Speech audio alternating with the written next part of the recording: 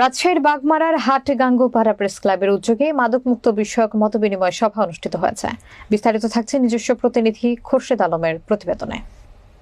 বৃহস্পতিবার বিকেলে ৩ ঘটিকার সময় রাজশাহীর বাগমারার হাটগাঙ্গপাড়া তেঁতুলতলা মোড়ে রবি টাওয়ারের দ্বিতীয় তলায় হাটগাঙ্গপাড়া প্রেস ক্লাবের উদ্যোগে মাদকমুক্ত বিষয়ক একটি মতবিনিময় সভা অনুষ্ঠিত হয়। সভায় মাদকের কুফল এবং সামাজিক অবক্ষয় রোধে জনগণের সচেতনতা সৃষ্টি এবং কার্যকরী পদক্ষেপ গ্রহণের জন্য আলোচনা করা হয়। প্রধান অতিথি হিসেবে উপস্থিত ছিলেন হাটগাঙ্গপাড়া পুলিশ তদন্ত কেন্দ্রের ইনচার্জ মোহাম্মদ আকরাম আলী।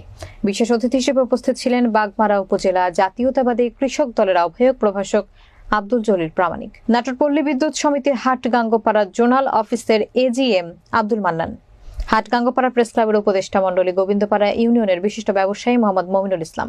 এ সময় উপস্থিত ছিলেন হাটগাঙ্গপাড়া প্রেস ক্লাবের সভাপতি মোহাম্মদ রমজান আলী সর্দার এবং সাধারণ সম্পাদক খোরশেদ আলম আপেল, মাহমুদ রাঙ্গু, সমিত রায়, মোহাম্মদ মিঠু সরকার, সাজু মাহমুদ, সিদ্দিক আলী। প্রধান অতিথির বক্তব্যে বলেন, মাদক সেবনকারী এবং পাচারকারীদের বিরুদ্ধে কঠোর ব্যবস্থা নেওয়া হবে।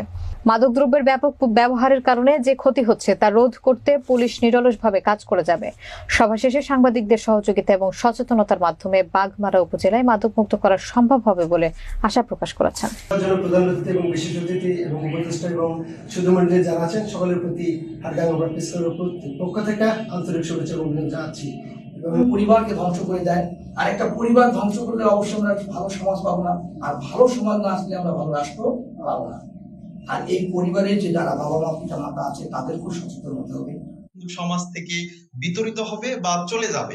আনন্দিত, কারণ আমরা কর্তৃক আয়োজিত যে মাদক বিরোধী অনুষ্ঠান করতে যাচ্ছে, আসলে এখন যুব সমাজ কিন্তু মাদকের দিকে ঝুঁকে পড়ছে। তবে আজকে আমাদের মেন অনুষ্ঠানটা হবে মাদক বিরোধী মত বিনিময়। কিভাবে মাদক সমাজ থেকে দূরে যাবে বা কিভাবে মাদক যেন একটা মানুষকে বা একটা পরিবারকে বা একটা সমাজকে যেন